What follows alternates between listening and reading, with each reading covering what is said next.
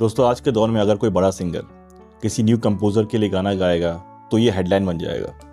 लेकिन 1950s और 1960s में एक ऐसे सिंगर थे जिनके लिए आम बात थी, ना कोई इंटरव्यू देना, ना कोई पब्लिसिटी करना, और उस समय तो सोशल मीडिया भी था नहीं।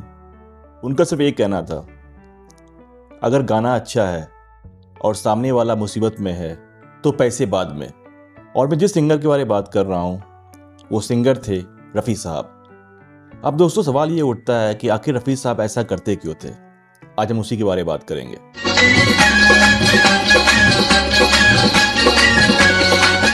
दोस्तों 1950s और 1960s का एक दौर था जब रफ़ी साहब one of the highest paid singers में से गिने जाते थे। हर म्यूजिक डायरेक्टर्स उनके साथ काम करना चाह रहे थे, चाहे आप किसी का भी नाम ले लो। You just name it, probably Rafi साहब was already working with that music composer. तो ऐसे में ये ऑब्वियस सी बात है कि रफ़ी साहब का फीस भी उतना ही हाई होगा।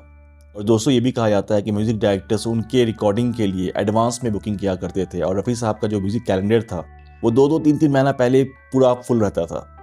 लेकिन इसी दौर में ऐसे भी काफ़ी म्यूजिक डायरेक्टर्स थे जिनके पास टैलेंट तो था पर पैसे नहीं हुआ करते थे। अब दोस्तों रफ़ी साहब के साथ जितने भी लोग काम किए हैं उनका ये कहना था कि रफ़ी साहब का जो डिक्शनरी था, जो फिलॉसफी था लाइफ का, वो डिफरेंट था। उनके लिए पहले आता था इंसानियत, फिर टैलेंट, और लास्ट में आता था पैसा।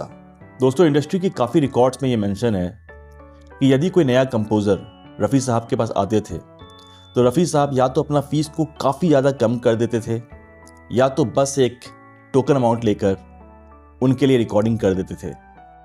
और इसका एक मशहूर एग्जाम्पल है म्यूज़िक डायरेक्टर निसार बाज़मी। जब निसार साहब अपना सपना लेकर मुंबई आए थे तो उनके पास ज़्यादा काम नहीं था, और जो काम मिलता भी था वो एक लो प्रोजेक्ट का मिलता था। कम पैसों की वजह से वो हाई बजटेड सिंगर्स को अप्रोच नहीं कर पाते थे। और ऐसे में एक दिन की बात है, उनका मुलाकात हुआ रफ़ी साहब के साथ।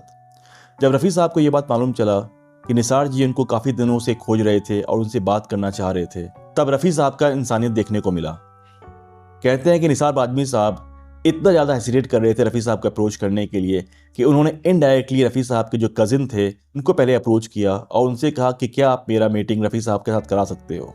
रफ़ी साहब को जब ये बात मालूम चला तो वो खुद मिलने के लिए गए निसार बाज़मी के पास और उनसे पूछा कि काफ़ी दिनों से मुझे मालूम चला है कि आप मुझसे मिलना चाहते हो, बात करना चाहते हो, पर अभी तक तो आप आए नहीं हो, क्या बात है। फिर निसार साहब ने रफ़ी साहब से कहा कि बड़ी मुश्किल से मुझे एक मूवी मिली है जिस मूवी का नाम था खोज, जो कि 1953 में बनी है, और इसका जो बजट है वो काफ़ी कम है। अगर आप मेरे लिए एक गाना गा दोगे तो मुझे काफ़ी सपोर्ट मिल जाएगा। दोस्तों रफ़ी साहब ने उनके लिए मात्र ₹1 टोकन फीस लेकर इस मूवी में गाना गाया था। और इसके बाद यही नहीं, 1954 में एक दूसरी फिल्म बनी थी जिसका नाम था हल्ला गुल्ला।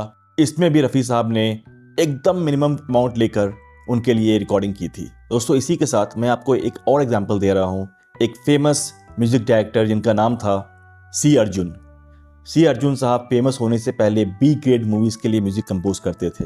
सोचिए, अगर रफ़ी साहब उनका हेल्प नहीं करते तो आज सी अर्जुन को शायद कोई जानता नहीं। रफ़ी साहब ने उनके लिए पास बैठो दिल बहल जाएगी जैसा गीत गाया। पास बैठो तबीयत बहलाएगी। सोचो, जो इंसान, जो म्यूज़िक डायरेक्टर एक बी ग्रेड मूवीज़ में म्यूज़िक कंपोज करता था, रफ़ी साहब ने अपने इस गीत से उनको एक स्ट्रगलिंग म्यूजिक डायरेक्टर से लेकर एक एस्टैब्लिश्ड प्लेबैक म्यूजिक डायरेक्टर में कन्वर्ट कर दिया। ये थी रफ़ी साहब और ये था रफ़ी साहब का महानियत। दोस्तों लिस्ट बहुत लंबी है, अगर मैं कुछ और नाम गिनाऊं आपको, ऐसे काफ़ी सारे न्यू म्यूजिक डायरेक्टर्स और भी थे जिनके रफ़ी साहब ने फ्री में गाना गाया, और उनके नाम हैं इकबाल कुरैशी, सोनिक ओमी। दोस्तों काफ़ी सारे म्यूजिक डायरेक्टर्स ने खुद माना है कि अगर रफ़ी साहब उनकी हेल्प उस वक्त नहीं करते जब वो एक स्ट्रगलिंग फेज में थे तो आज वो जिस जगह पे हैं वहाँ पर वो नहीं होते शायद। दोस्तों कहने का मतलब ये है कि रफ़ी साहब को लोग सिर्फ उनके गाने के लिए याद नहीं करते हैं, उनको याद करते हैं उनके पर्सनैलिटी के लिए, उनका व्यक्तित्व के लिए। जहाँ उस दौर में पूरी इंडस्ट्री सक्सेस के पीछे भाग रही थी, रफ़ी साहब सक्सेस के अलावा ये भी ज़रूर ध्यान में रख रहे थे कि अगर कोई नया बंदा है, नया म्यूज़िक डायरेक्टर है, कोई कंपोज़र है, अगर उसके काम में कुछ आ सकूँ तो इससे बड़ा मदद क्या होगा। उन्होंने शायद खुद कभी नहीं सोचा होगा कि उनका ये छोटा छोटा जो हेल्प है वही एक दिन उनका पहचान बन जाएगी। आज इंडस्ट्री के सारे लोग, जितने भी दिग्गज हैं, सभी लोग उनको याद करते हैं। किस लिए याद करते हैं? क्योंकि वो महान सिंगर थे, ऑब्वियसली ये तो दुनिया जानता है, पर इसलिए क्योंकि वो कितने महान और सच्चे इंसान थे। दोस्तों, अगर आपको भी बॉलीवुड के गोल्डन एरा की ऐसी कहानी पसंद है तो प्लीज़ मेरा वीडियो को लाइक करें, और अगर आपको मेरा ये वीडियो पसंद आया हो then please don't forget to like, share and subscribe. मैं जल्दी मिलूंगा आपसे अपने नेक्स्ट वीडियो में। अभी के लिए इतना ही। Thank you so much.